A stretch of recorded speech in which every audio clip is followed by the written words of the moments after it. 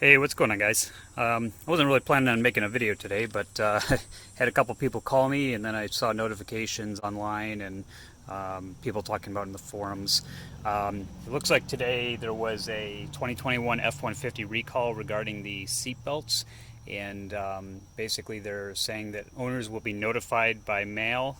Some people have gotten notifications via their Ford Pass app, but some people have said that they're affected by the recall, but they didn't get the notification. So, don't depend solely on that. What Ford is advising you is to do a self-inspection on the seatbelt anchor.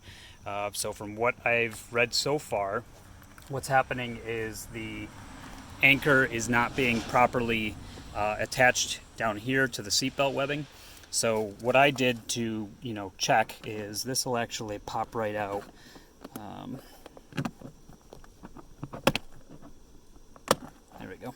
So that'll lift right out, and then pull this up and just give it an inspection. Make sure that this is actually all attached properly. Down there, you can actually see where it locks into the truck. I basically gave it a good pull.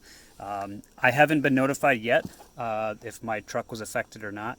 I checked both sides. They're advising, if you find that this is not attached properly, then obviously on the driver's side, do not drive the vehicle at all.